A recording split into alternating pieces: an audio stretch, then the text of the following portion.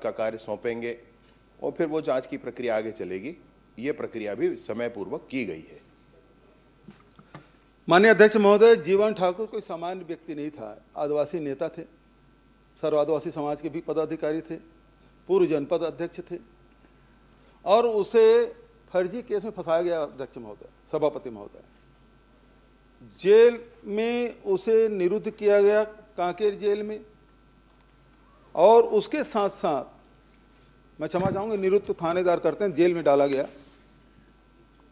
उसके साथ साथ उसके लड़के को भी जेल में डाला गया। लेकिन अध्यक्ष सभापति महोदय, परिवार के चूंकि वो शुगर से पीड़ित थे, समय पे उसको दवाई उपलब्ध नहीं होती थी और जो जेल अधीक्षक है उसकी बहुत सारी शिकायतें हुई कि ये मिलने नहीं देते, इलाज कराने नहीं देते, डॉक्टर के कहने के बाद भी उसे हॉस्पिटल में नहीं ले जाते थे और उसकी स्थिति गंभीर हो गई, जिसकी शिकायत आदिवासी समाज ने किया। आदिवासी समाज ने चक्का जाम भी किया, पूरे बस्तर में किया और इसकी जांच की मांग की गई थी। और इसमें क्या जांच की गई, जो समाज ने डिमांड किया उस आधार पे आपके विभाग ने जांच किया और किया तो क्या पाया गया, किसको दोषी पाया गया और उसमें क्या कार्रवाई हुई, और नहीं तो क्यों? माननीय सभापति महोदय, मैं थोड़ा विस्तार से इस विषय पर जानकारी उपलब्ध करा देता हूं। माननीय वरिष्ठ सदस्य हैं और पूर्व मुख्यमंत्री हैं, उनके इस चिंता को मैं भली भांति स्वीकारता हूं और उचित चिंता है, उसमें कोई बात नहीं है। ये जो प्रकरण हुआ था ये फर्जी प्रकरण है, ये कहना ठीक नहीं है, क्योंकि ये जो प्रकरण हुआ था उस पर जांच के प्रतिवेदन हैं। प्रतिवेदन के आधार पर फर्जी तरीके से दस्तावेज, वन अधिकार पत्र आदि बनाने के पूर्ण प्रमाण हैं। उन प्रमाणों के आधार पर दर्ज हुआ प्रकरण है। प्रकरण दर्ज होने के बाद 8 लोग गिरफ्तार हुए, अकेले नहीं है। और उस पूरी गिरफ्तारी के उपरांत जो विशेष घटना इनके साथ थी वो मैं ज़रूर आपको बताना चाहता हूं और मैं निवेदन करता हूं सभी से कि ध्यानपूर्वक इस विषय को जरूर रखें, सुने और इस पर ध्यान दें। ये 12 अक्टूबर 25 को कांकेर जेल में लाया गया। इनको, जैसे कि माननीय सदस्य ने बताया कि इनको शुगर की परेशानी थी, बिल्कुल सही है माननीय सभापति महोदय। 12 अक्टूबर 25 को कांकेर जेल में लाया गया। 13 अक्टूबर 25 से 17 अक्टूबर 25 तक इनको इनकी तबीयत के कारण कांकेर के मेडिकल कॉलेज एवं अस्पताल कांकेर में भर्ती किया गया। जब ये वहाँ भर्ती थे तो परिवार के लोग भी आकर मिलते रहे, वो साथ भी रहे, उसमें कोई बात नहीं थी माननीय सभापति महोदय। उसके बाद दोबारा फिर से ये वहाँ गए, जेल में रखा गया। जेल के बाद फिर से 17 अक्टूबर के बाद 26 अक्टूबर 25 से 3 नवंबर 25 तक फिर से ये कांकेर के हॉस्पिटल में रहे और तब फिर भी परिजन इनसे आते रहे और मिलते रहे।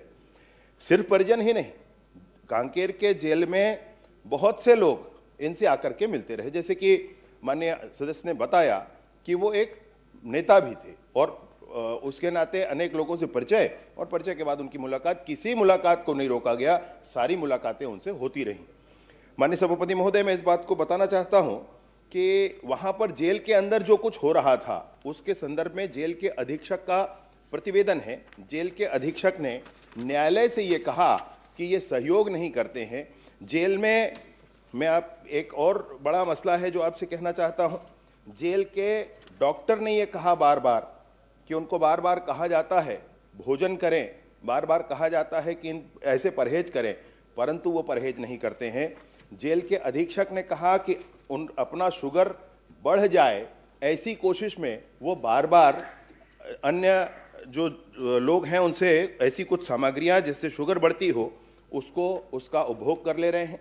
ये मुझसे नहीं कहा, ये कोर्ट में कहा माननीय सभापति महोदय। और फिर कोर्ट ने ये कहा कि ऐसी स्थितियां अगर बनी हैं जिसके कारण वो सहयोग नहीं कर रहे हैं, किसी भी तरह से शुगर बढ़ गया है ये बता करके वो या तो हॉस्पिटल में जाना चाहते हैं या अन्य अपने प्रयास में लगे होंगे, ऐसा कह के कोर्ट ने, मजिस्ट्रेट ने ये कहा, जुडिशियल मजिस्ट्रेट ने यह कहा कि इनका स्थानांतरण जो चाहा गया है वो कर दिया जाए। तब उनको रायपुर में लाया गया माननीय सभापति महोदय। तो न परिवारजनों के मिलने से, न अन्य गणमान्य लोगों के मिलने से, ना ही उनके संदर्भ में, उनके चिकित्सा के संदर्भ में कोई कोताही बरती गई। हर बार उनको हॉस्पिटल में जब भर्ती कराया गया, स्थानीय उस हॉस्पिटल में लोग जाकर के देखते हैं, डॉक्टर्स जाकर के देखते हैं, तो डॉक्टर्स ने भी जाकर के देखा, परीक्षण किया, उचित दवाइयां दी, परंतु वो व्यक्तिगत तौर पर बार बार ये कहे, इस बात को मैं नहीं कह रहा हूं, ये बात कोर्ट ने कही है माननीय सभापति महोदय, उसके आधार पर रायपुर लाया गया। रायपुर में तबीयत ज्यादा बिगड़ी और वो दुर्घटना हो गई। माननीय सभापति महोदय, बहुत विस्तार से माननीय मंत्री जी जवाब दिए और इन्होंने ये कहा कि वो मरीज नहीं, मंत्री जी कितना भी अच्छा उत्तर दे, इसमें तो आप संतुष्ट होंगे नहीं, दोनों वो जो आपने पूछा है उसमें, और आखिरी क्या करेंगे ये भी तय है। नहीं, आप जो कहेंगे वो कर लेंगे। ये आपको कैसे पता चलता है? मतलब ये आप ब्रह्मज्ञानी है सोच के रखे हैं कि हम लोग को जवाब समाप्त नहीं कर मिलना है। दीजिए, जो आप तय करके रखे हैं उसको जल्दी समाप्त कर दीजिए, दूसरा प्रश्न है। नहीं, क्योंकि अजय जी बहुत गंभीर मामला है, किसी के मृत्यु का मामला है, कोई व्यक्ति जेल में बंद था, उसकी मृत्यु हुई। माननीय सभापति महोदय, माननीय मंत्री जी ने कहा कि वो शुगर बढ़ाना चाहते थे। कोई ऐसा कोई मरीज मिलेगा सभापति महोदय जो अपना शुगर बढ़ जाए? उसे क्या फायदा मिलेगा? पढ़ा लिखा आदमी था, जनपद अध्यक्ष रहा है, समाज के बड़े जिम्मेदार पद में रहे हैं, वो आदमी ऐसा क्यों करेगा? दूसरी बात मैं उसी पूछ लेता हूं कि सबसे अच्छा देखभाल कौन कर सकता है घर में? अब इसे संयोग कहिए, चाहे उनका दुर्भाग्य कहिए, जो भी है, उसका लड़का भी जेल में था। मैं मंत्री जी से पूछना चाहता हूं, क्या वो दोनों एक ही बैरक में थे? क्या एक थे और उसके बाद उसको अलग कर दिया गया? और अलग क्योंकि बेटा ही सबसे ज्यादा ध्यान रख सकता है शुगर पेशेंट का, लेकिन उसको अलग कर दिया गया सभापति महोदय। और दूसरी बात बोल तो किसी से भी मिलने दिया जा रहा है। अनिला भेड़िया जी बैठी हैं, सावित्री जी हैं, सब विधायक लोग हैं, जेल अधीक्षक से रिक्वेस्ट कर डाले, मेरे पास ये प्रतिवेदन है, उसके जीवन ठाकुर के लड़के से मिलना है, ये इन विधायकों से नहीं मिलने दिए गए सभापति महोदय। ये विधायक वरिष्ठ मंत्री ये नहीं मिल पाई उनके बेटे से। आपकी जेल की व्यवस्था क्या है इससे पता चलता है। जब विधायक को नहीं मिलने दिए गए तो फिर बचत लोगों को मिलने कहां सवाल? तो सवाल इस बात का है कि बाप बेटा दोनों एक ही बैरक में थे, अलग अलग थे, और इलाज की क्या व्यवस्था की गई? माननीय सभापति महोदय, मैंने सर्वप्रथम ये कहा कि मैं नहीं कह रहा हूं कि वो शुगर बढ़ाना चाहते थे, ये दस्तावेज कह रहा है, ये दस्तावेजी प्रमाण कह रहा है, वो डॉक्टर का। आपको विश्वास हो रहा है इस पे? मेरी बात पहले हो जान दीजिए पूरी माननीय सभापति महोदय। डॉक्टर का लिखा हुआ है, डॉक्टर ने यह कहा है कि वो ऐसा कर रहे हैं, बार बार कहने के बाद भी नहीं कर रहे हैं। यह उस दुर्घटना, उनकी मृत्यु के पूर्व का विषय है, किसी को यह नहीं मालूम था कि इसमें यह होने वाला है, उसके पूर्व यह कहा गया है। और दूसरी बात और फिर आपसे कहूं माननीय सभापति महोदय कि यह भी निर्णय है कि जेल के अधीक्षक ने जाकर के न्यायालय में कहा, न्यायालय ने बयान लिए, न सिर्फ उनके बयान लिए, उनके साथ के बैरक में रहने वाले अन्य बंदियों की भी बयान लिए, और उन बयानों के आधार पर इस बात का निर्णय किया कि उनके साथ क्या किया जाना चाहिए। उनका एक ही बेटा नहीं है माननीय सभापति महोदय, उनका दूसरा बेटा भी है। दूसरा बेटा घर में था और जब वो अस्पताल में थे तब उनके साथ मिलने आया करते थे, घर परिवार वाले सब मिलने आया करते थे। एक बेटा जो जेल में था उसकी बात अगर आप कर रहे हैं तो वो जानकारी मैं आपको उपलब्ध करा दूंगा। बहरहाल वो साथ में एक बैरक में थे अथवा नहीं थे ये कहना मुश्किल है मेरे। माननीय सभापति महोदय, क्योंकि ये मृत्यु पे लोगों की शंका है, जेल अधीक्षक के जो व्यवहार है उससे पूरे परिवार, पूरा समाज, पूरे जनप्रतिनिधि उसकी शिकायत किए। तो माननीय मंत्री जी से मैं आग्रह करूंगा, आपके माध्यम से मैं निवेदन करना चाहता हूं, क्या विधानसभा की समिति से इसकी जांच कराएंगे? क्योंकि मामला बहुत गंभीर है, एक आदिवासी नेता की मृत्यु है, इसकी जांच की घोषणा करेंगे क्या?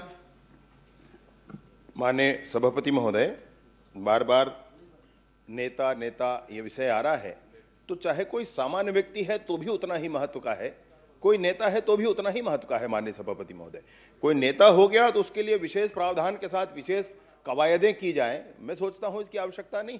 और जिस पर पहले ही मजिस्ट्रेट जांच कर रहे हों मैं सोचता हूं कि इसमें हम और किसी बात के लिए और किसी जांच की बात, माननीय ऐसे भी सभापति दो जांच महोदय, और सौरवादी समाज से इसमें जिलाध्यक्ष दो थे, जांच नेता और नहीं भी थे, पहले हुए। सौरवादी समाज से माननीय जिलाध्यक्ष थे वो। सभापति महोदय, एक मिनट आदिवासी बात सुन। समाज से जुड़े हुए थे। हर व्यक्ति किसी न किसी समाज से जुड़ा ही होता है माननीय सदस्य जी। कोई ऐसा व्यक्ति होगा क्या जो अपराध किया है और किसी समाज का ना हो? हर व्यक्ति किसी न किसी समाज से जुड़ा होता है। इसमें माननीय सभापति महोदय, ये जेल में जो घटनाएं होती हैं, जैसे कि 2021 में 71 लोगों का कस्टोडियल डेथ हुआ, 2022 में 90 लोगों का कस्टोडियल डेथ हुआ, 2023 में 57 लोगों का हुआ, 2024 में 67 लोगों का हुआ। सबका मजिस्ट्रियल जांच होता है, मजिस्ट्रेट जांच करते हैं माननीय सभापति महोदय। मैं सोचता हूं कि वो पर्याप्त है। माननीय अध्यक्ष महोदय, चलिए इस मामले में कभी और आप लोग पूछेंगे, चूंकि आपने सदन में इस बात को स्वीकार किया कि पंकज साहू की मृत्यु हुई है और उसकी जानकारी आपको है, क्योंकि आपके विधानसभा के आप डेड बॉडी पहुंचाने भी गए थे मंत्री जी, तो क्या उसकी जांच हुई और उस जांच में क्या पाया गया? ये प्रश्नावधि जो है उसके पृथक का विषय है माननीय सभापति महोदय। मैं खुद भी चिंतित इस विषय पर रहता हूं, परंतु तुरंत में ही इसको कहना मुश्किल है। एक मिनट श्रीमती भावना बोहरा। एक मिनट सर, अभी मेरा तो कहीं हुआ सर। 15 मिनट हो गया। नहीं तो मेरा का भाई, मंत्री जी लंबा उत्तर दे रहे हैं, मैं क्या नहीं 15 मिनट हो गया, समझ गया। प्रश्नकाल में यदि ऐसा चलेगा तो कैसे संभव होगा? आप अंतिम प्रश्न कर लीजिए। अच्छा, बिल्कुल करता हूँ।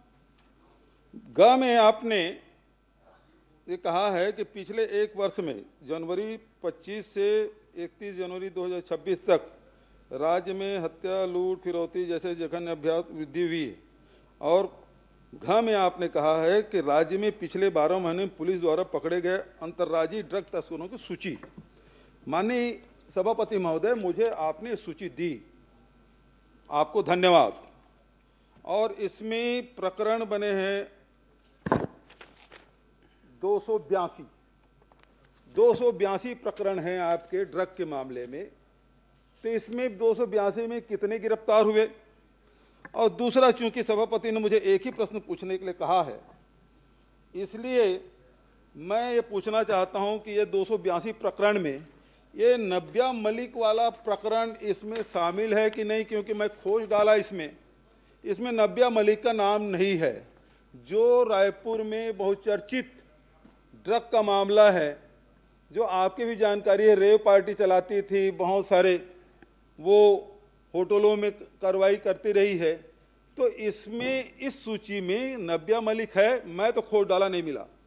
और ये नब्या मलिक कौन है और ये सूची में क्यों नहीं है, इसका विदेश से क्या कनेक्शन है? क्योंकि एक ही बार प्रश्न पूछने के लिए कहा गया मुझे, और इसलिए वो कितने बार विदेश गई, और विदेश गई तो किसके किसके साथ गई, इसका एक साथ उत्तर दे दीजिए मंत्री जी। मैं पहला प्रश्न आपने कहा कि गा के संदर्भ में कि हत्या, लूट और बता दीजिए।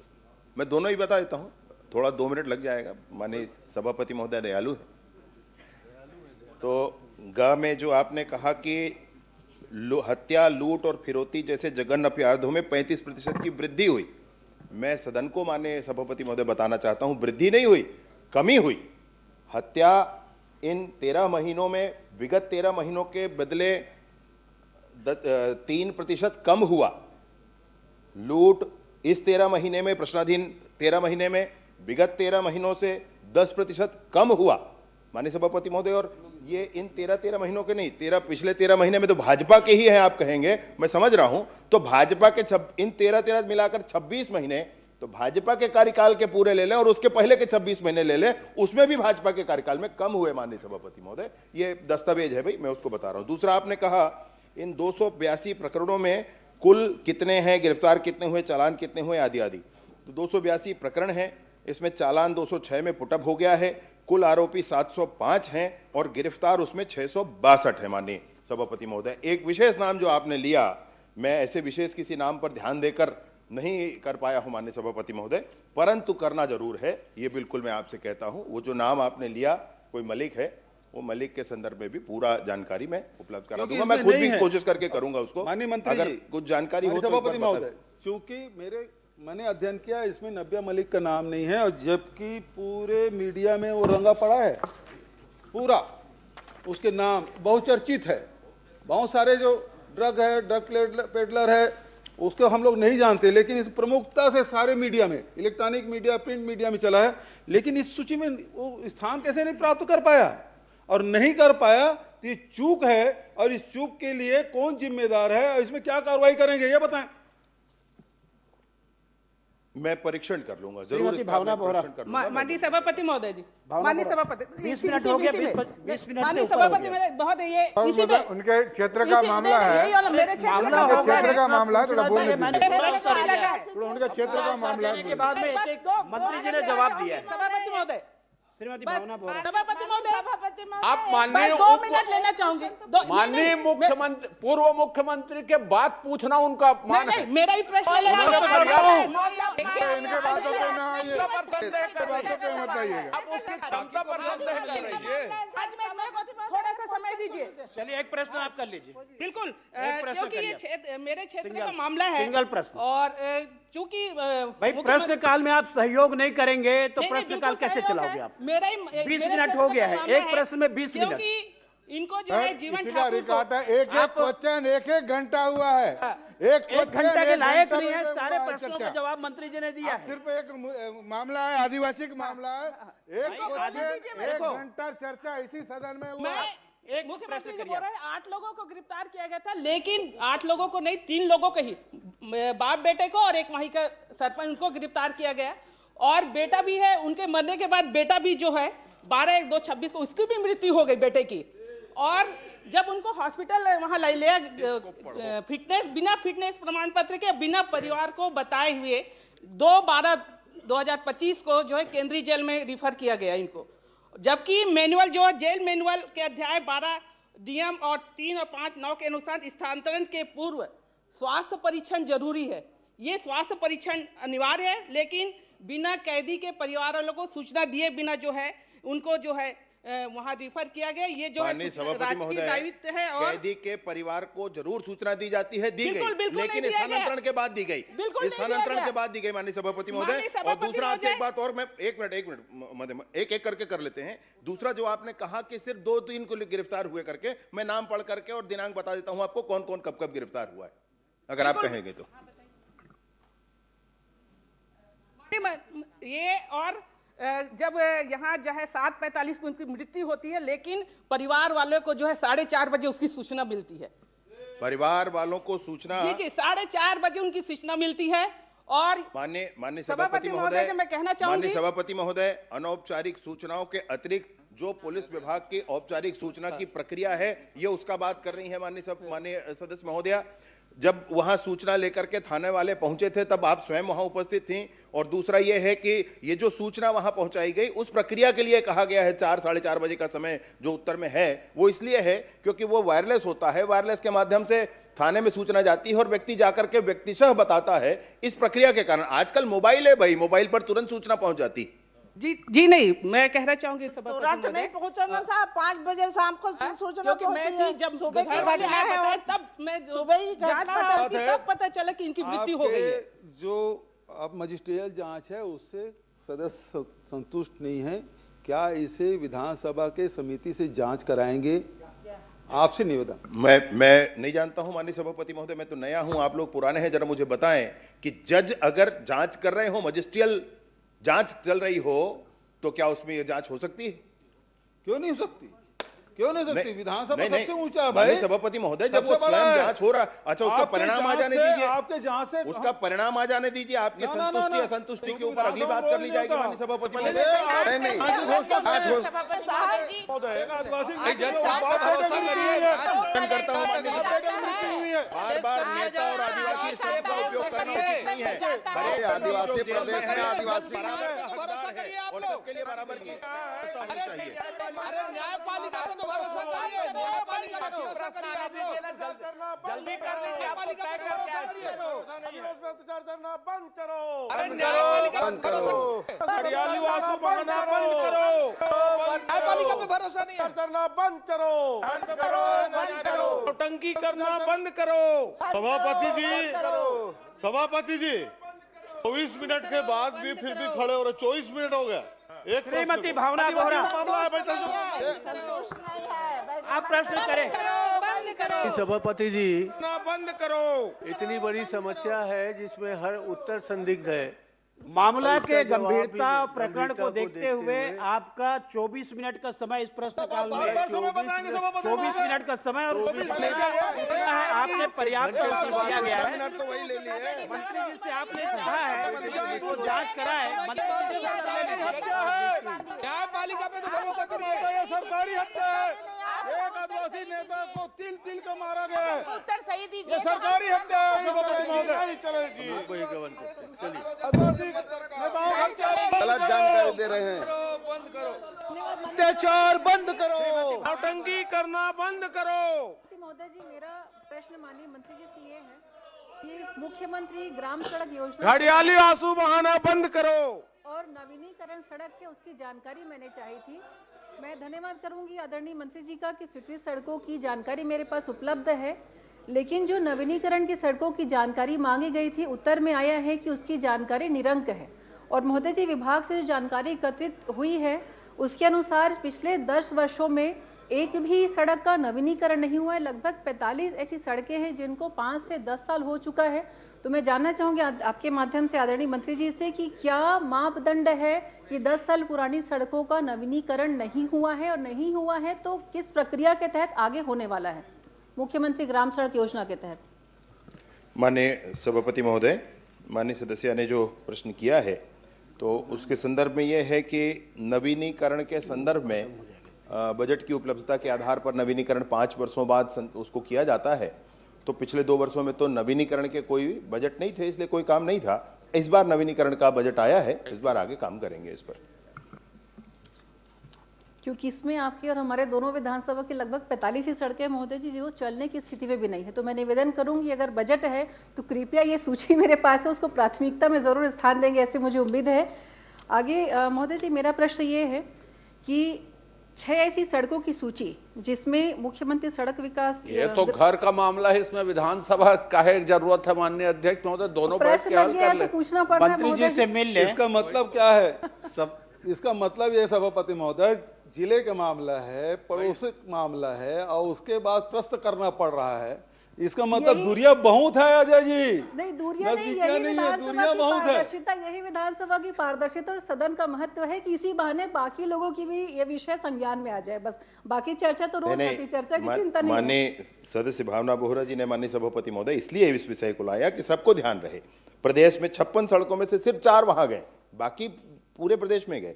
दूसरे वर्ष में प्रदेश के 59 सड़कों में से सिर्फ 9 वहां गए, बाकी पूरे प्रदेश में गए। मतलब पूरे प्रदेश की चिंता हो रही है, इसलिए इस प्रश्न को लाया गया है। गलतफहमी में कोई ना रहे, मतलब ऐसा। आदरणीय सभापति महोदय जी, मैं एक प्रश्न और इसमें पूछना चाहूंगी कि 6 ऐसी सड़कें जो मुख्यमंत्री सड़क ग्राम विकास योजना के तहत स्वीकृत हुई थी, लेकिन जिसकी राशि पर्यावरण एवं अधोसंरचना की निधि से निर्मित किया गया उस रोड को, और अब इसको लगभग 5 से 10 साल वापस से हो चुके हैं और विभाग इस विषय पे अभी तक कंफ्यूज है या स्पष्ट नहीं है कि आने वाले नवीनीकरण किस मद से होगा। क्या इसका मद मुख्यमंत्री ग्राम सड़क योजना में आएगा या पर्यावरण विकास संरचना के अंतर्गत आएगा? कौन इसके नवीनीकरण के लिए जिम्मेदार होगा? क्योंकि जो 45 सड़कें हैं जो नवीनीकरण में हैं, उनमें इस सड़कों का, इन 6 सड़कों का नाम नहीं है। ये स्थिति भी है कि चलने की स्थिति में आज नहीं है। तो ये जो सड़कें हैं वो किस मद में, किस निधि में जाकर आगे नवीनीकरण इसका होना है, कृपया इसको भी एक बार संज्ञान में ला दें। मंत्री जी आप जवाब देंगे? सभापति महोदय, आप जवाब देंगे? मैं इसको एक लाइन को पढ़ रहा हूँ। पुरानी सड़कों के नवीनीकरण हेतु स्वीकृति निरंक है।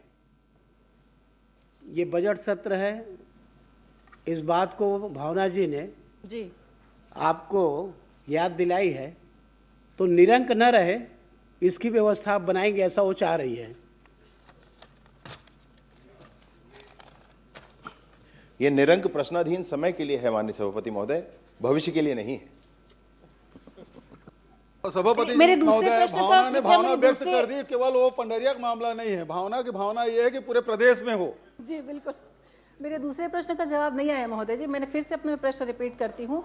6 ऐसी सड़कें हैं जो मुख्यमंत्री ग्राम सड़क योजना के तहत स्वीकृत हुई थी, लेकिन जिसकी राशि पर्यावरण अधोसंरचना की विकास निधि से निर्मित हुआ है। इन सड़कों को भी लगभग 5 से 10 साल हो चुके हैं, नवीनीकरण की इसको ज़रूरत है। तो विभाग इसमें पूरी तरह से स्पष्ट नहीं है कि कौन से मद से नवीनीकरण होगा, क्योंकि जो 45 सड़कें नवीनीकरण की सूची में है, इन 6 सड़कों का उसमें जिक्र नहीं है। तो किस मद से और कब तक ये हो पाएगा, कृपया उससे एक बार जानकारी दे दें। ये जो भी मुझे ये नहीं मालूम है माननीय सभापति महोदय कि माननीय सदस्य किस 6 सड़कों की बात कर रही हैं। मेरे पास सूची है महोदय जी, मैं आप चाहें तो मैं इसको पढ़ भी सकती हूँ। बकेला से खामी, खैरावार से बोरतरा, देवसरा से गोरखपुर कला, आवश्यकता नहीं से है, मैं तोरला, सोचता हूँ। ऐसी 6 सड़कें हैं ये जी। बात प्रक्रिया की है तो एजेंसी मुख्यमंत्री ग्राम सड़क योजना या ये रही है, परंतु मद किसी और इसका था, राशि किसी और मद की थी। अब कालांतर में इस रोड को पुनर्निर्माण के लिए, नवीनीकरण के लिए लिया जा सकता है, किसी भी मद से लिया जा सकता है माननीय सभापति महोदय, चाहे इस विभाग के मद से, कहीं और से मद आता है तो भी लिया जा सकता है। कार्य एजेंसी के नाते मुख्यमंत्री ग्राम सड़क योजना तब तक, जब तक कि इसको किसी और सड़क को किसी और को हैंडओवर न किया जाए, तब तक इस पर काम कर सकती है। हैंडओवर तो पहले ही हो चुका है क्योंकि कार्य कंप्लीट है, नवीनीकरण की बात है। तो मैं निवेदन करूंगी मैं कि उसको जो 45 सड़कें हैं, इन 6 सड़कों को भी उस नवीनीकरण की संख्या में जोड़ा जाए। तो टोटल 51 सड़कों की गिनती जब नवीनीकरण हो तो ये 6 सड़कों को जोड़कर 51 सड़कों की जिला की नवीनीकरण की स्वीकृति भविष्य मिले, ऐसी मैं उम्मीद आदरणीय मंत्री जी महोदय से करती हूँ। और उसके अलावा महोदय जी एक विषय जो संज्ञान में लेना चाहूँगी, प्रश्न नहीं है लेकिन एक बार जानकारी में होना चाहिए, इसलिए मैं इस बात को ज़रूर बोल रही हूँ कि मुख्यमंत्री ग्राम सड़क योजना के तहत एक बांगर मेन रोड से लेकर के कोटना पानी टोला पारा तक के मुख्यमंत्री ग्राम सड़क योजना में इसकी स्वीकृति 138.61 लाख रुपए की शासकीय स्वीकृति मिली। उसके बाद स्वीकृति को निरस्त किया गया ये बोल करके कि प्रधानमंत्री सड़क के अंतर्गत ये स्वीकृति पहले ही हो चुकी है। तो मैं पूछना चाहूँगी महोदय जी कि अगर विभाग किसी सड़कों की जानकारी नवीनीकरण के लिए या फिर स्वीकृति, नई स्वीकृति के लिए देता है, तो क्या उनके पास ये डेटा अवेलेबल नहीं है कि प्रधानमंत्री सड़क पे इसकी स्वीकृति हो चुकी है, क्योंकि उसकी पुनरावृत्ति मुख्यमंत्री ग्राम सड़क योजना के तहत फिर से की गई है। तो इसमें क्या विभाग जिम्मेदार है या डेटाबेस जो है वो उपलब्ध नहीं है, क्या कारण है इसके पीछे? मैं माननीय सभापति महोदय, मैं सोचता हूँ कि बहुत सामान्य सा विषय है। अगर एक विभाग के द्वारा बनाया सड़क है, पीएमजीएसवाई की अनेक सड़कें पीडब्ल्यूडी को हैंडओवर हो जाती हैं, तो जब पीडब्ल्यूडी को हैंडओवर हो जाती हैं तो फिर आगे काम उस पर पीडब्ल्यूडी करता है। लेकिन तब तक हो सकता है कि पुराने किसी प्रस्ताव में उस सड़क का नाम पीएमजीएसवाई में भी नवीनीकरण वगैरह में रहा हो, ऐसी कोई स्थिति होगी। मैं जो भी बात इसमें आएगी, मैंने जो विषय आएगा सामने, मैं बिल्कुल देख लूँगा माननीय सभापति। श्री विक्रम मंडावी। माननीय सभापति महोदय, जो मैंने प्रश्न डाला तो मेरे प्रश्न के मूल अंश का जवाब आया ही नहीं है, और मात्र 10 मिनट पहले सदन शुरुआत होने 10 मिनट पहले ही मुझे उसका पुनः उत्तर दिया गया है। तो ऐसे में मैं कैसे प्रश्न कर सकता हूँ? इसको अगले दिवस के लिए इसको आगे बढ़ा दीजिए, आपसे अनुरोध है। 10 मिनट पहले उत्तर मिला है सभापति महोदय, तो वो क्या प्रश्न करेंगे, उसमें पूरक पर क्या बना पाएंगे? जो मूल प्रश्न अंश ही नहीं है, जिसका जवाब ही नहीं आया, मात्र 10 मिनट पहले दिया गया है मुझे इसका जवाब। एक बार देख लीजिए ना उसको। जी माननीय सभापति महोदय, ये इस प्रश्न में बढ़ोतरी ही हुई है, उसमें कुछ परिवर्तन नहीं हुआ है। एक तथ्य था, एक और तथ्य माननीय सदस्य के ध्यान में आ जाए, इसलिए एक और तथ्य को जोड़ करके लाया गया। पहला विषय है। दूसरा विषय ऐसा है कि इस पर जैसी व्यवस्था माननीय सदस्य चाहें, मुझे आपत्ति नहीं है माननीय सभापति महोदय, आप निर्णय कर सकते हैं। आगे डेट के लिए कार्रवाई को बढ़ा दीजिए। क्या है उसमें ऐड किया गया है, बहुत परिवर्तन नहीं है। मैं वैसा समझता हूं कि आप पूछ सकते हैं प्रश्न को और पूछ करके जवाब ले लीजिए, मंत्री जी उसका जवाब देंगे। माननीय सभापति महोदय, माननीय मंत्री जी से प्रश्न पूछना चाहता हूं कि जो आपने जो उत्तर दिया, पूरा प्रश्न के उत्तर पर जो दिया है कि कुल 1496 इनामी आत्मसमर्पण नक्सलियों ने आत्मसमर्पण किया है, तो इनकी कुल घोषित राशि कितनी है?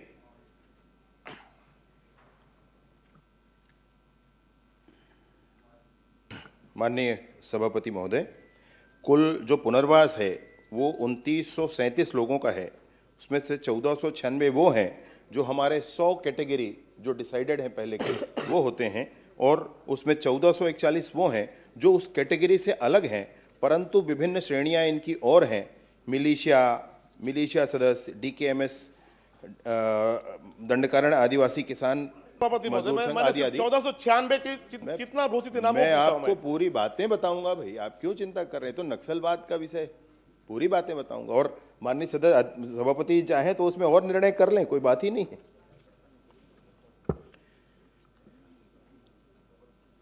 ये जो 1496 के लिए हम कह रहे हैं माननीय सभापति महोदय,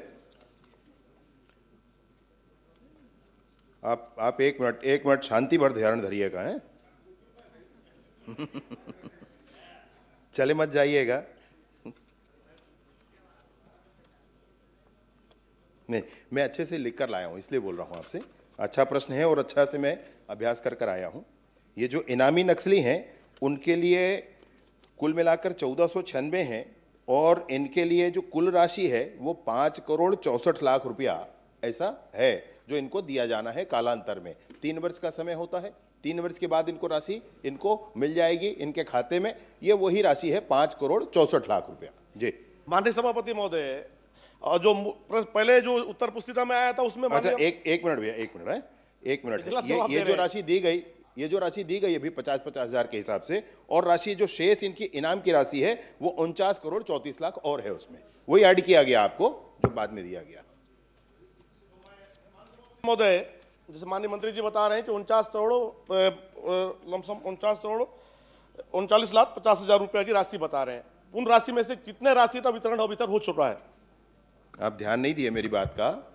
जो इनाम की राशि है माननीय सभापति महोदय, वो उनको 3 वर्ष के बाद मिलती है। आपको ध्यान होगा, मैं सोचता हूं बस्तर के हैं आप, और ये पूरा विषय, तो इसमें जो प्रारंभिक 50,000 की राशि होती है वो दे दी गई है, और वो राशि है 5,64,00,000 रुपया। अब 5,64,00,000 रुपया को आप 1496 से मत जोड़िएगा 50,000 करके, उसके अंतर है। मेरी बात सुनिएगा, आपने जो प्रश्नाधीन समय पूछा है उसमें 1 अप्रैल 23 से 5 अप्रैल 23 तक वो पुरानी वाली व्यवस्था लागू थी जिसमें उसको 10,000 रुपया दिया जाता था। ऐसे 5 लोग थे। अरे भैया मेरी बात, मेरा सभापति महोदय ये बात तो महोदय, भैया मेरी बात सुन लो, एक मिनट आप मेरी बात सुन लो भैया, एक मिनट आप, मैं आपकी काम की बात कह रहा हूँ, मैं बात रहा मैं आपके काम की बात कह रहा हूँ, मेरी बात सुन लो एक मिनट। 50,50,000 जो 50, अरे भाई मेरी बात मतलब ये आपने दिया है, बस आप खुद जवाब दे रहे हैं इसमें से। मैं बोल रहा हूँ ना, आपका जवाब लेकिन निर्णय उसमें ऐसा है ना। मेरी बात सुनो भैया, आप उसमें आप क्या बोलोगे कि 1496 में आप 50,000 का गुणा कर दोगे, बोलोगे इतना नहीं आ रहा है, इसलिए बता रहा हूं आपको मैं इसलिए समय बता रहा हूं आपको। मेरा आपसे कहना यह है कि इसमें 3 तरह की योजनाएं लागू हो रही हैं माननीय सभापति महोदय। 5 लोगों को 10,000 के हिसाब से, 415 लोगों को 25,000 के हिसाब से, और 929 लोगों को 50,000 के हिसाब से यह राशि दी गई है, इसलिए यह 5,64,00,000 है भैया। माननीय सभापति महोदय, मैं सीधा मेरा सवाल है सिंपल सा कि इसमें से कितना राशि अभी तक आपने भुगतान किया है या नहीं किया है? बस किया है या नहीं किया है, इतनी राशि बस बता दिया। तो बता दिया आपको, वो तो बता दिया आपको कि 5,64,00,000 रुपए दिया जा चुका है, और इनको 49,34,00,000 रुपया और दिया जाना है, और दिया जाना शेष। हाँ भाई, हाँ 49,34,50,000। लेकिन आपने जो मुझे उत्तर दिया माननीय मंत्री जी कि 49,39,50,000 रुपए की राशि को में से सिर्फ अभी तक 2 आत्मसमर्पण नक्सलियों को 5 लाख की राशि ही मैं अभी तक वितरण हुआ है। 49,50,000 में से मात्र 5 लाख की राशि ने अभी तक आपने वितरण किया है। किसने कह दिया भाई, किसने कह दिया? ये आपका उत्तर है, ये आपका उत्तर है। उत्तर मैंने उत्तर जो आपने दिया है उत्तर में जाओ, इसीलिए आपको संशोधित भेजा है मैंने। नहीं, उसी संशोधित वाला ही पढ़ रहा हूं मैं। कहां संशोधित वाला पढ़ रहे हैं? संशोधित में पढ़ रहा हूं मैं। आप पढ़कर देखिए भैया उसको, मैं आपको पढ़कर सुना देता हूं। कुल 1496 इनामी आत्मसमर्पण नक्सलियों के पद के विरुद्ध घोषित इनाम राशि 49,39,50,000 रुपए से में से 2 आत्मसमर्पण इनामी नक्सलियों को 5,000 रुपए की इनामी राशि का भुगतान किया गया है। ये जो 3 साल बारे पूरे हो गए उनका है भाई।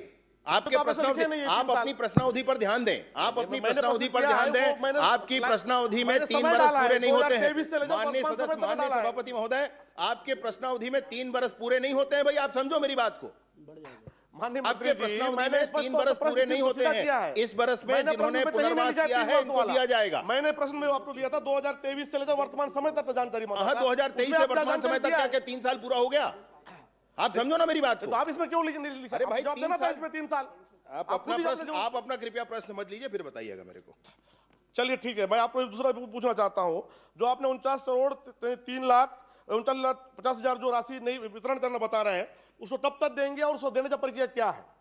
माननीय सभापति महोदय, मैं पहले ही बताया, खैर इसके देने की प्रक्रिया यही है इस पर जांच की प्रक्रियाएं होती हैं। जो लोग पुनर्वास करते हैं उनके जिला स्तर पर एक समिति होती है, प्रदेश स्तर पर समिति होती है। वर्तमान में 92 प्रकरण ऐसे हैं जिनको प्रदेश स्तर की समिति से भी अनुशंसा की जा चुकी है। उनकी राशि तैयार है, इनको हम राशि देंगे, बैंक से ये 3 बरस बाद निकाल पाएंगे। श्रीमती अनिला भेड़िया। माननीय मंत्री जी से जानना चाहता हूं, जो आत्मसमर्पण जो नक्सली जो आत्मसमर्पण करते हैं उनको रैंकवार जो उनका पद वहां पे जो होता है उसको पदवार कितना कितना राशि देने का प्रावधान है, और अगर वो बंदूक लेकर आते हैं और अन्य जो हथियार लेकर आते हैं तो उनमें कितना कितना राशि देने का प्रावधान है। बस इतना अंतिम। माननीय सभापति महोदय, माननीय सदस्य ने सबसे पहले ये कहा है कि छत्तीसगढ़ में नक्सलवार पुनर्वास नीति क्या है, तो ये नक्सलवार पुनर्वास नीति जो जारी हो चुकी है पहली, वही नीति है। उसके अंतर्गत ये है कि उनका स्वयं का जितना जितना राशि है और उनके ऊपर उनके हथियारों के साथ जो राशि दी जाती है यह भी उसमें उल्लेखित है। फिर भी अगर आप चाहें तो मैं कुछ बढ़ देता हूं, सीसीएम को 40 लाख रुपए, एसजेडसीएम को 25 लाख रुपए, CYPPCM को 8 लाख रुपए, बटालियन सदस्य को 8 लाख रुपए, DVCM को 8 लाख, ये सारा उसमें है। वह एक पब्लिक डॉक्यूमेंट है, वो उसको आपको यहाँ पूछने की आवश्यकता नहीं, कहेंगे तो पढ़ूंगा पूरा भाई, जैसा आप बताएं। श्रीमती अनिला माननीय सभापति महोदय, माननीय मंत्री जी से मैं यही चाहता हूं कि जो वर्तमान समय में जो बस्तर में जो मुख्य धारा में जुड़कर जो आत्मसमर्पण नक्सलियों ने आत्मसमर्पण किया है, तो ऐसे बहुत से जो आत्मसमर्पण नक्सली हैं जिनकी पीड़ा है वर्तमान समय में, वो रहने के लिए उनको आवास नहीं है, प्लस दूसरी चीज थोड़ा सा वो एक अपना नया जीवन शुरुआत करना चाहते हैं, तो उस और विशेष ध्यान दिया जाए और जल्द से जल्द वो राशि उन्हें मिलना चाहिए। माननीय सभापति महोदय, मुझे जो विश्वास करता रहे उनको आगे वो बढ़े का विषय है, इस पर मैं राजनीतिक विषय नहीं करना चाहता। अगर मैं बोलूंगा तो फिर बात दूसरे तरफ जाएगी। इस बात की चिंता जवाब आया है, सरकार कर रही है, सरकार ने नहीं किया, वही हम चाहते हैं, इसको समझना चाहिए, इसको समझना चाहिए, आगे बढ़ाना नहीं है उस बात को। माननीय सभापति महोदय, मैंने ITI के प्राचार्य और प्रशिक्षण अधीक्षक के कितने पद रिक्त हैं ये पहला का क्वेश्चन किया था, और दूसरा खा क्वेश्चन को आपने काट दिया गया है, उनका कोई जवाब नहीं दिया गया है, जिसमें language English communication skill English language व हिंदी भाषा के प्रशिक्षण अधिकारियों को प्रमोशन चैनल में शामिल करते हुए पदोन्नति कब देंगे, वो क्वेश्चन को आपने काट दिया है। और इसमें सिर्फ तो इसमें आप इन अधिकारियों की पदोन्नति क्यों नहीं की गई, और इसमें भर्ती कब तक किया जाएगा, पदोन्नति प्लस भर्ती कब तक किया जाएगा। माननीय सभापति महोदय, जो क्वेश्चन मेरे पास आया है और जो इसमें कटा है वो वहीं से कटा है, मैंने नहीं काटा है। और रही बात जिनकी बात आप कर रहे हैं प्राचार्य की और प्रशिक्षण अधीक्षक की, तो दोनों का जो प्राचार्य का है आपको जो कोर्ट में लंबित था, जिसके कारण वो कहीं ना कहीं प्रमोशन रुका हुआ था, अब वो उसका उच्च न्यायालय से आदेश आ गया है, तो सही समय में उसमें कार्रवाई की जाएगी। और अधीक्षक कन का भी है, उसमें भी उसी प्रकार से था, तो उसका भी निर्णय समय आने पे लिया जाए। माननीय मंत्री महोदय, तो ये वहाँ कहाँ से कट गया है क्वेश्चन?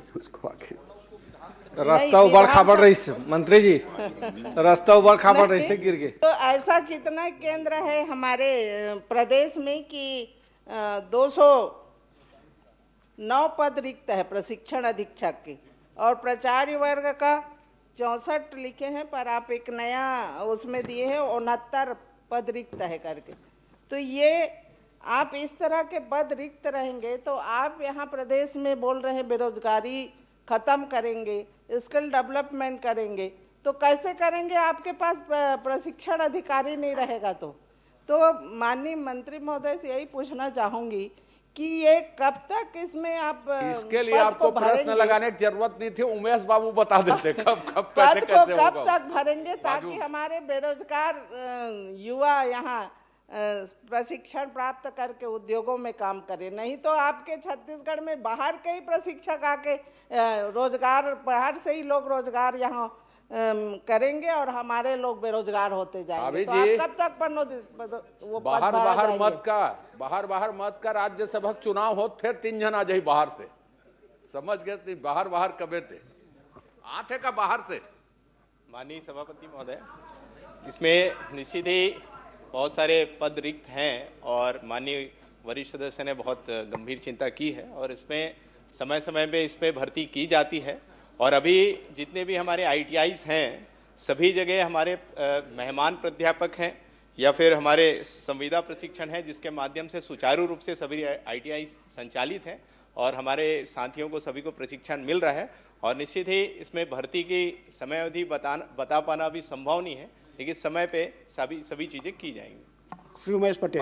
माननीय सभापति महोदय, माननीय मंत्री जी ने कहा कि अभी कोर्ट से केस लगभग खत्म हो गया है, वो उसका डिसीजन आ गया है, तो अब भर्तियां होंगी।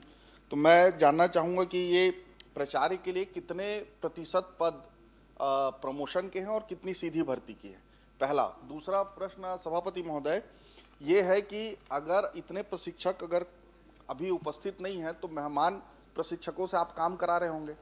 अभी जो इस साल आपने मेहमान प्रशिक्षकों की भर्ती की होगी उसमें कितने मूल निवासी छत्तीसगढ़ के हैं और कितने बाहरी हैं, इतना बता दीजिए। अभी हमने भर्ती नहीं की है, लेकिन जो प्राचार्य का है जो 6 पद में से 5 रिक्त हैं और इसके लिए जो मैंने बताया कि उच्च न्यायालय का डिसीजन है जिसमें कार्यवाही अभी चल रही है जिसके माध्यम से होगी। और रही बात आपने जो अभी भर्ती की बात की, तो अभी भर्ती हम लोगों ने नहीं किया है। प्रश्न बहुत स्पेसिफिक है। प्राचार्य का पद आप सीधी भर्ती और प्रमोशन दोनों से करते होंगे जी, तो कितना प्रतिशत उसमें सीधी भर्ती है और कितना प्रतिशत प्रमोशन का है? क्योंकि जो कोर्ट में लगा है वो प्रमोशन का लगा है, सीधी भर्ती का तो अटका नहीं है। तो सीधी भर्ती के पोस्ट तो अपन भर सकते हैं, उसमें किसी तरह का कोई रुकावट है नहीं। प्राचार्य वर्ग 1 के पदों के लिए 25% पद हम सीधी भर्ती करते हैं और 75% पद पदोन्नति के माध्यम से भरे जाते हैं। तो निश्चित ही इसका समय बताना संभव नहीं है। श्रीमती शकुंतला सिंह। एक सेकंड, सीधी भर्ती जो कोर्ट में लंबित नहीं है, जो कोर्ट में लंबित है उसका हम मान गए, चलिए कोर्ट में लंबित। माननीय सभापति महोदय, मैं कौशल विकास मंत्री महोदय यह बताने की कृपा करेंगे कि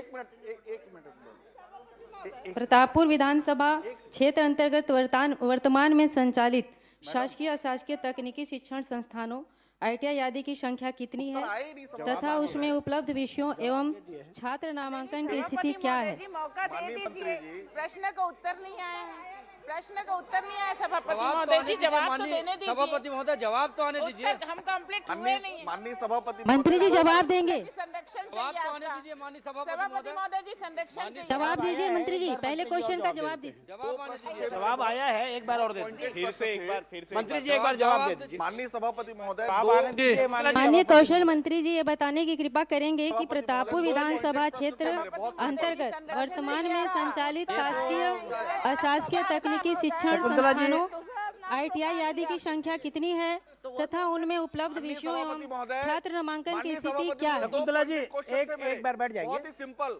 आप एक था कि प्रमोशन के पद जो 25% आप सीधी भर्ती कर रहे हैं, वो अब तो प्रोसीडिंग आगे बढ़ गई, फिर रिवर्ट कैसे होगी? रोक टोक तो है नहीं, तो उसमें क्यों भर्ती नहीं कर रहे हैं? दूसरा मेहमान प्रशिक्षणों का जो आप भर्ती करने वाले हैं या हो चुका होगा उसमें कितने मूल निवासी हैं? ये 2 का उत्तर दे दीजिए। मैंने बताया कि हम अभी भर्ती नहीं किए हैं और हमने बताया कि अभी जब भर्ती करेंगे तो उसमें हो बताएंगे। और रही बात जो प्रमोशन वाली है उसका मैंने आपको बता ही दिया, उसमें कोई बात ही नहीं है। माननीय सभापति महोदय, रोक नहीं है उसको क्यों नहीं कर रहे हैं? मैंने बताया कि समय अवधि बता पाना अभी संभव नहीं है। लेकिन बाहर से मेहमान लाएंगे कि मूल निवासी को दिया जाएगा मौका, ये बता दीजिए। देखिए ये सारी चीजें प्रक्रिया से होती है, नियम बता दीजिए बाहर से लाया जाएगा कि मूल निवासी को मौका दिया जाएगा। है नहीं, 2 साल हो गए आपको मंत्री कौशल विकास मंत्री महोदय यह बताने की कृपा करेंगे कि प्रतापपुर विधानसभा क्षेत्र अंतर्गत वर्तमान में संचालित शासकीय अशासकीय तकनीकी शिक्षण संस्थानों की संख्या कितनी है तथा उनमें उपलब्ध विषयों एवं छात्र नामांकन की स्थिति क्या है? मैंने माननीय सभापति महोदय, मैंने सदस्य को पूरी जानकारी दे दी है, लेकिन फिर भी मैं पढ़ के बता देता हूँ। प्रतापपुर विधानसभा क्षेत्र अंतर्गत वर्तमान में 2 शासकीय औद्योगिक प्रशिक्षण संस्था संचालित है एवं अशासकीय और निजी औद्योगिक प्रशिक्षण संचालित नहीं है। संचालित औद्योगिक प्रशिक्षण संस्था में व्यवसाय वर्ग प्रशिक्षणार्थियों को छात्रों को नामांकन संबंधी जानकारी संलग्न पत्र आ में है, पूरी जानकारी आपको उपलब्ध है, जिसमें हमारे ITI प्रतापपुर में computer operator and programming assistant के लिए 2 यूनिट हैं, जिसमें प्रतिष्ठानित छात्रों की नामांकन संख्या 47 है, महिलाओं की संख्या 21 है, पुरुष की संख्या 26 है। ये पूरी जानकारी मैंने दी हुई है। इलेक्ट्रीशियन के लिए 2 है, जिसमें 40 बच्चे पढ़ रहे हैं। वेल्डर के लिए भी 2 है, जिसमें 31, और टोटल अगर हम करें तो स्वीकृत यूनिट 6 और 118 बच्चे इसमें पढ़ रहे हैं, जिसमें 50 महिलाएं हैं और 68 पुरुष हैं। और ITI वाड्रफ नगर में computer operator and programming assistant COPA, इसमें भी 2 यूनिट है, जिसमें 48 हैं और महिलाएं 27 और 21। और इलेक्ट्रीशियन में भी 2 यूनिट है, जिसमें 39 हमारे प्रशिक्षणार्थी हैं, जिसमें 21 महिलाएं हैं, 18 पुरुष हैं। फिटर में भी 2 यूनिट है, जिसमें 38 और 26 महिलाएं और 12 पुरुष। मैकेनिक डीजल में भी 2 48 प्रशिक्षणार्थी हैं, जिसमें 9 महिलाएं और 39 पुरुष हैं। टोटल 8 यूनिट में 173 प्रशिक्षणार्थी हैं और 83 महिलाएं हैं और 90 पुरुष हैं। मंत्री महोदय जी, मैं ये पूछना चाह रही हूँ कि प्रतापपुर विधानसभा क्षेत्र में तकनीकी शिक्षा प्राप्त युवाओं को रोजगार उपलब्ध कराने हेतु विगत 3 वर्षों में कौन कौन सी योजनाएं कार्यक्रम संचालित किए गए हैं तथा उनमें से कितने युवाओं को रोजगार प्राप्त हुआ है? माननीय सभापति महोदय, निश्चित ही प्रशिक्षण हम अपने बच्चों को देते रहते हैं और करियर मार्गदर्शन और कौशल करते रहते हैं, जिसमें हम लोग प्लेसमेंट कैंप भी करते हैं, रोजगार मेला का भी आयोजन करते हैं, जिसके माध्यम से हमारे युवा साथियों को आर्थिक स्वावलंबन की ओर आगे बढ़ने का अवसर मिलते रहता है। अभी प्रदेश स्तरीय भी हुआ और हमारे अंबिकापुर में भी किया गया है, जिसमें अंबिकापुर संभाग का मैं बता देता हूं, जिसमें सरगुजा संभाग का उनको बता देता हूं कि प्लेसमेंट कैंप की उपस्थिति नियोजकों की संख्या रही 29, जिसमें प्लेसमेंट कैंप में कुल रिक्तियां की संख्या थी 4562, जिसमें प्लेसमेंट कैंप में साक्षात्कार के लिए आए 3664 और प्लेसमेंट कैंप में प्राप्त कुल रिक्तियां में से जो चयनित हुए तो 818 हमारे युवा साथियों का वहाँ सरगुजा संभाग में सिलेक्शन हुआ है। मंत्री महोदय, मेरे पास एक सूची उपलब्ध है जिसमें तकनीकी में पूरा निरंक दिया गया है, सूरजपुर जिले में हमारे विधानसभा क्षेत्र से और आपका बलरामपुर जिले में भी। तो मेरा ये आग्रह है कि जो आप ये रोजगार मेला लगवाते हैं, इसे आप विकास खंड स्तर पे लगवाएंगे क्या, और क्या इसका प्रचार प्रसार सही ढंग से किया जाएगा, क्योंकि ग्रामीण क्षेत्र के युवा इस रोजगार मेले में भाग नहीं ले पा रहे हैं? निश्चित ही अभी सरगुजा संभाग में 17/6 को ही 17/2/2026 को ही ये हम आयोजित किए थे रोजगार मेला, और निश्चित ही आने वाले समय में जो माननीय सदस्य की जो चिंता है उसको ध्यान में रखते हुए उनके विधानसभा में भी इसको हम प्रयास करेंगे कि हो और युवाओं को आर्थिक स्वावलंबन की ओर आगे बढ़ने का अवसर मिले। माननीय महोदय जी, मैं ये कहना चाहती हूँ कि ये रोजगार वाला जो रोजगार मेला है, आप मुख्यमंत्री कौशल योजना और प्रधानमंत्री कौशल योजना, इसे हमारे विकासखंड स्तर पे आप चलाएंगे क्या? सभापति महोदय, मैंने कहा ही कि माननीय सदस्य की जो चिंता है उसको विशेष ध्यान देंगे और उसको दिखवाएंगे ताकि उनकी चिंता दूर हो। श्री अजय चंद्राकर। 7वां प्रश्न आ गया क्या? मेरा प्रश्न छोटा सा है। अरे मेरा तो अभी पूछा ही नहीं हो गया। तो खड़े होना तो मूल प्रश्नकर्ता को होने दो। माननीय सभापति महोदय, माननीय सभापति महोदय, समय कम है, बहुत सीधा प्रश्न करिए ना। मैं कहारा के सेटअप के बारे में मैंने पूछा है, तो उसमें एक प्रश्न है, सेटअप जो है नेशनल मेडिकल कमीशन का एक स्टैंडर्ड है। माननीय श्याम बिहारी जायसवाल ने या स्वास्थ्य मंत्री जी ने उस स्टैंडर्ड के तहत मैं कहारा का सेटअप बनाया है कि इनका खुद का कोई स्टैंडर्ड है, और यदि वो स्टैंडर्ड है स्टेट का तो वो क्या है ये बता दे मुझको, और उसके तहत उस स्टैंडर्ड के तहत मैं कहारा का स्वीकृत है कि अस्वीकृत है ये बता दे एक संक्षिप्त में। फिर मैं दूसरा प्रश्न करूंगा, फिर सुनील जी करेंगे। प्रश्न जल्दी जल्दी करे, उत्तर भी जल्दी जल्दी, तब होगा। माननीय सभापति महोदय, अब इन 2 सालों में स्वास्थ्य मंत्री बनने के बाद न तो मेकाहारक मैंने कोई स्टैंडर्ड बनाया है न उसको किया है, और इससे पहले अन्य माननीय सदस्य भी मंत्रिमंडल में रहे। और ये मेकाहारा का जो सुनिए तो नहीं, मेडिकल कॉलेज कोई नया तो बना नहीं है, तो जो भी सेटअप है स्टैंडर्ड के अनुसार है। हमारी 230 सीटें चल रही हैं। माननीय सभापति महोदय, एक लाइन कहे, मैंने पूछा है कि नेशनल मेडिकल कमीशन के स्टैंडर्ड में बना है कि आपका राज्य का कोई स्टैंडर्ड है, और यदि वो है तो मेकाहारा का किस आधार पर बना है? उसी आधार पर बना है कि नेशनल मेडिकल कमीशन के आधार पर बना? माननीय सभापति महोदय, पूरे देश में जो मेडिकल कॉलेज हैं आजकल एनएमसी के ही गाइडलाइन से चलते हैं, नेशनल मेडिकल कमीशन से चलते हैं, और हमारे राज्य में भी उसी के तहत संचालित होते हैं। मेकाहारा का उसी के हिसाब से बना है क्या? निश्चित रूप से उसी के हिसाब से बना है, तभी तो चल रहा है। माननीय अध्यक्ष महोदय, यदि उसके हिसाब से बना है तो आप, मेरा यह कहना है कि उसके हिसाब से नहीं बना। आप जांच करवाएंगे क्या? उसे जो आप मापदंड बनाइए, एनएमसी के हिसाब से इतने पद होंगे और इतने पद हैं, भरे हैं या नहीं भरे हैं वो अलग विषय है। आप उस स्टैंडर्ड के हिसाब से सेटअप स्वीकृत है, इसकी जांच कराएंगे क्या? या मैं प्रमाण देता हूं आपको, वो लागू नहीं है बोल रहा हूं मैं। माननीय सभापति महोदय, उसमें जांच कराने की कोई बात ही नहीं है। मैं तो बोल रहा हूं हमारी ये असत्य है कि आप एनएमसी के हिसाब से बना है बोल रहे हैं। एनएमसी के हिसाब से नहीं रहेगी तो नहीं बना, इनके या मेरे कहने से नहीं है। चलिए, आप यदि उसी में है तो समय कम है, मैं दूसरी बात बोल देता हूं जिसके लिए मैं आपसे मांग करूंगा। माननीय अध्यक्ष महोदय, मुझे मशीनों की जानकारी अधूरी दी गई। इसमें जो जानकारी दी गई है और पिछले सत्र में जो जानकारी दी गई थी, दोनों पेपर मेरे पास हैं। जो पेट स्कैन और गामा कैमरा के बारे में आज जो जानकारी दी गई है उसमें बिल्कुल उल्लेख नहीं है, और पिछले पत्र में इन्होंने कहा कि मैं इसकी जांच करवा रहा। तो चूंकि अधूरी जानकारी दी गई है, इसलिए मैं ये चाहता हूं कि मैं कुछ लिखा पढ़ी करूं, उससे पहले इसको दूसरे दिन के लिए चर्चा में आप शिफ्ट कर दें। माननीय तो आप कौन सी जानकारी सही है? ये साबित हो रही, दोनों पेपर विधानसभा के ही है, दोनों पेपर विधानसभा के।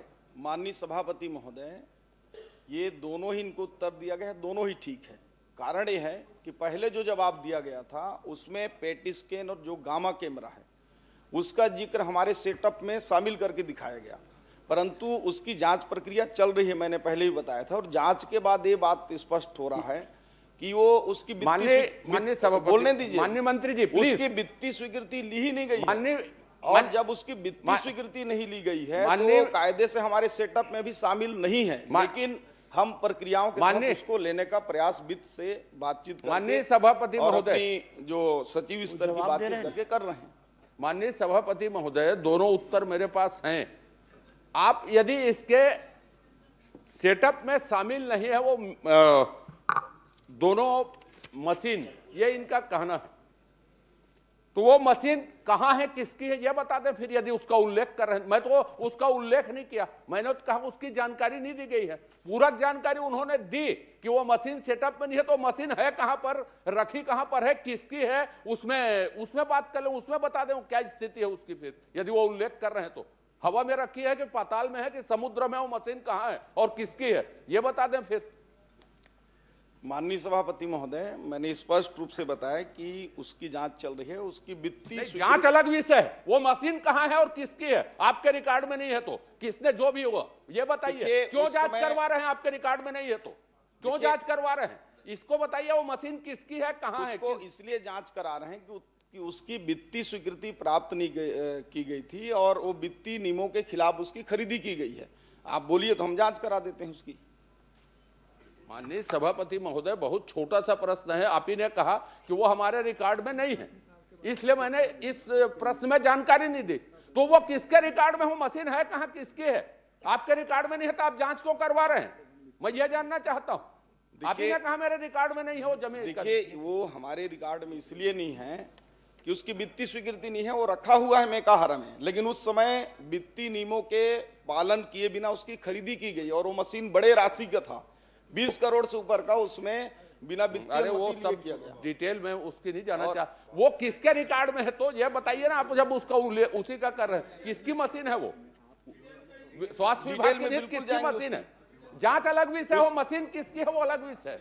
मैं वो मशीन किसकी है ये पूछ रहा हूँ। आपके रिकॉर्ड में नहीं है तो किसकी मशीन है? जांच का विषय बाद में। वो इसलिए रिकॉर्ड में नहीं है क्योंकि अधिकृत रूप से उसकी वित्तीय स्वीकृति प्राप्त नहीं हुई है। मशीन रिकॉर्ड में नहीं है, सभापति जी थोड़ा सा समय बचा है। रिकॉर्ड में नहीं है, मैं हराम क्यों रखा है वो?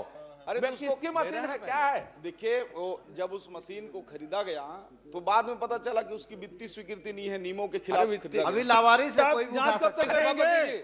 जांच कब तक करेंगे? उसका कोई वारिस नहीं है, कोई भी उठा सकता है उसको जल्द ही जांच करके। और हम एक कोशिश माननीय सभापति जी, माननीय सभापति जी, माननीय सभापति जी, बस थोड़ा सा समय बचा है, अवसर दे दें।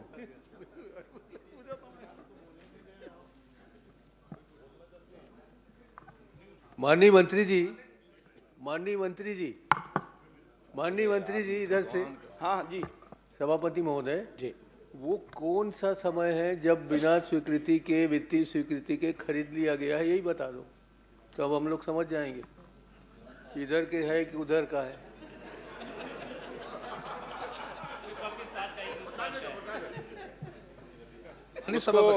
अब चूंकि अब नहीं बोल रहे हैं तो नहीं ऐसा नहीं है, ऐसा नहीं है। किस समय का है? ये पूर्व के समय का है। और उसका समय मैं बाद में आपको बता दूंगा, निश्चित डेट मुझे याद नहीं है। ऐसा तो नहीं कि प्रश्नकर्ता के समय का ही है। इसीलिए तो जांच कहा तो चुप बैठ गया हो। इसीलिए बोले आप कहो तो जांच करा देंगे तो चुप बैठ गया हो। आगे प्रश्न भी नहीं कर रहे हैं आप। तुम हो गए सुकुरदुम। प्रश्नकाल समाप्त।